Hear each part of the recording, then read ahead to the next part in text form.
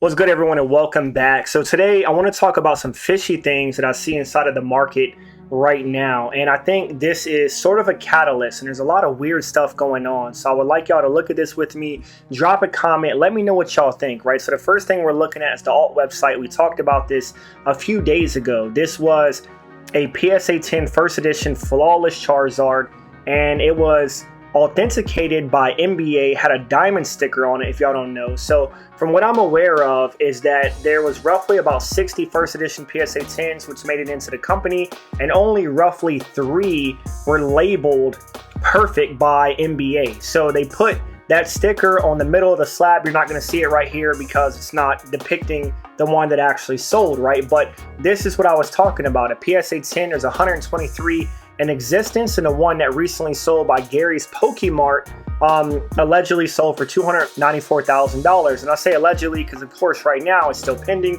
The price, the payment has not went through yet. Now, it is still the weekend. It is a holiday weekend, so I am still watching this very closely to see if the payment clears. And that's no ill intent towards the seller, but once again, this is a very high price, and I want to see if this payment actually goes through. Now, if this payment does go through, I do think this is a huge bull market move. I really do. I think this is going to raise the market. I'm already starting to see Charizards across the board on eBay starting to go up in price as far as asking, and that bottom floor is starting to go up. Everybody's seen that sell, and a lot of people are already asking in the $300,000 range if they have a PSA 10, which doesn't even have the NBA sticker. So that's just something to pay attention to, right? So one thing we're going to look at is other WOTC stuff, and something else fishy that I see that's going on right now.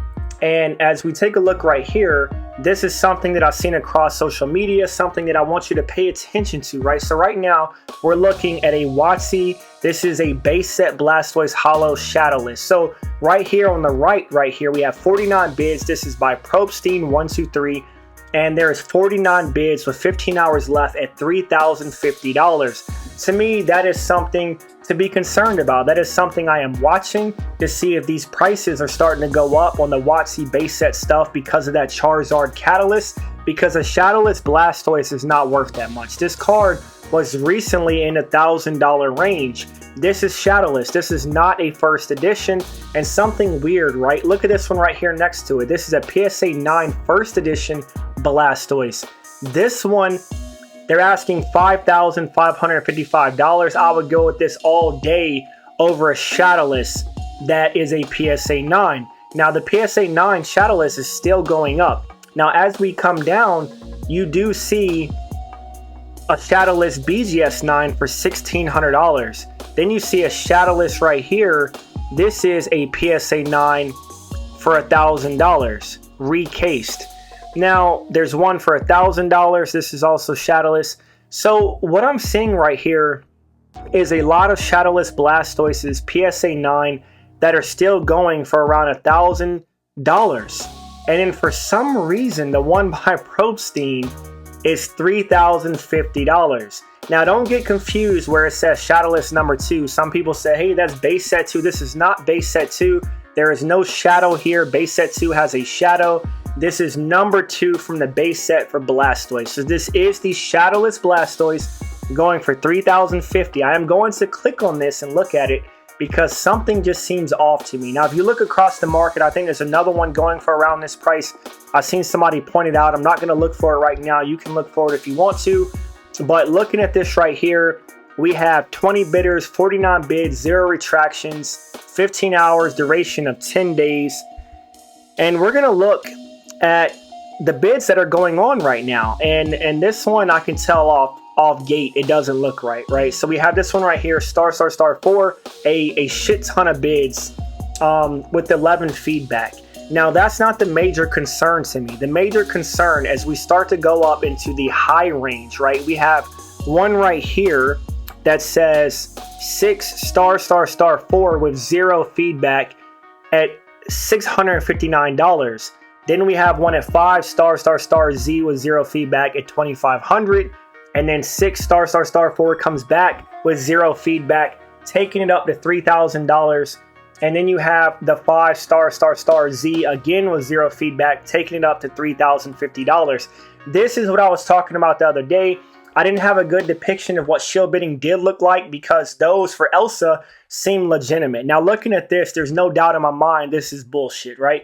Any one of you can look at this and assess this and analyze it, and they're pumping the market. I'm not saying Probstein's pumping the market. I'm not throwing no names out there, but somebody, this 5 Z and the one going against them right here are for sure pumping the market. They all have 0 feedback. They took this thing all the way up to $3,000. It makes no sense. There are enough Shadowless Blastoises on the market readily available that this is starting to become, it's coming close to a first edition Blastoise price. That doesn't make any sense, right? So we see the Charizard sale, right? That's the catalyst.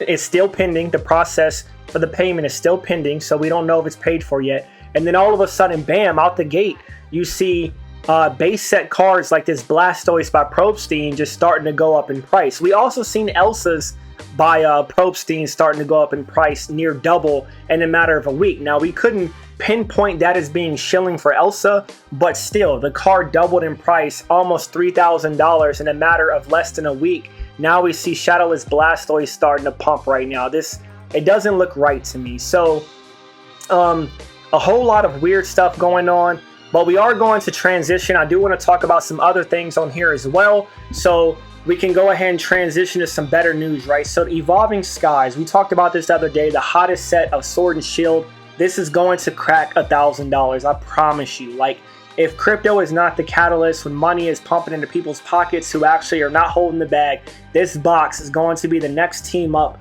Mark my words, this box will eventually crack $1,000. It's already selling at $650 and $625 respectively. 6 bids on this box. It was recently $400. Now this box is $625. Not only that, you also have the Umbreon, everyone's coveted Umbreon, a shit ton high pop report, but people still want this card. The demand still outpaces the supply for this card. So people are still pulling this card. There's still a lot of sealed Evolving Skies out there. The packs are expensive now. And when you look at this card, I think it was like $700-800 right in the PSA 10. It dipped down all the way to like $800, sub 1,000. Now it's starting to go back past $1,000. This card is hovering around $1,050 right now and cracked that $1,000 range. So Umbreon 1,000% is starting to go back up in price. And we're going to see that because as Evolving Skies keeps trending upwards, a lot of the big hits and the evolutions inside of that set are going to go up as well. So pay attention to that. And really, just wrapping up the video, I do want to show y'all one more thing. This was funny to me. It's really hilarious, and it's crazy what people pay for. So this was something I really just wanted to talk about because recently I dipped my toes into Arita signed Charizards. They do hold a premium. When you look at a lot of these Charizards, I mean, I would say give or take his sketch and his signature for Arita carries about a $1,200 to $1,500 premium over what the card would cost without it. And that's what I see. That's not really a be-all, right? That's just an estimate. So what we're looking at right now, these are going to be no rarity Japanese signed Charizards. If you don't know, the no rarity is extremely rare. It doesn't have a rarity symbol at the bottom right. And these cards go for a really, really high premium, especially during the Pokemon boom.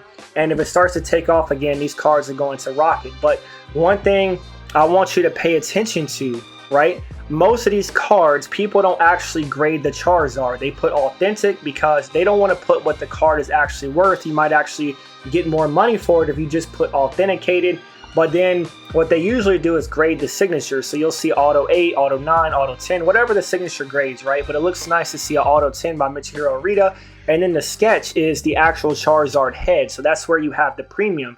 He does the sketch instead of, he doesn't just sign the card, right? If he just signs the card, it tends to be worth less money. So everyone we're looking at right here, you have a sketch with a signature. And when you look at the no rarity Charizard, we'll look at one right here. It says authentic auto 10 and it's sold March 25th for $2,800. And then, I mean, they're pretty much all over the place. I think a lot of them are starting to go up in price now. And what really stood out to me was this one right here. Not too long ago, you had a few that sold with a Shining style Charizard for $6,000. And around this time, the same card was hovering right around $4,000 or $5,000. But for some reason, this one that was also authentic, and it doesn't even have the auto up here graded, sold for $6,200. Now, it's pretty obvious the card sold for a lot of money because of the rare looking shining Charizard that was colored in. But what gets me here is that there's no proof that Arita actually colored that Charizard. And I don't think people really thought about that. There's no way to tell if someone did that after the fact, because if I take my card to Arita and then he signs and sketches it, anyone can color in that Charizard and make it look extremely rare as if Arita did it and go send it to PSA and bam, what do you know? You have a $6,000 card with it's roughly $1,000 premium because of this one. You don't see a lot of these colored in Charizards that are encapsulated by PSA across eBay. So I think the card is cool, man. It looks pretty cool, but I think it also could be bullshit. So be really careful with something like that, because we know Arita signs the cards, but I've never seen him actually do something like this. So until you actually hear otherwise, that he's coloring in the Pokemon and stuff like that, don't pay a premium for these, right? You don't really know if it's worth it, and there's no proof that he actually did that. So I would really like to hear y'all's comments on that. Let me know what y'all think about this. So I appreciate each and every one of you tuning in. Drop a comment if you like the content. If you want to talk about some of this, I would love to discuss it. And I'll be back soon with some more content. And I'll see y'all later. Have a blessed day. Out.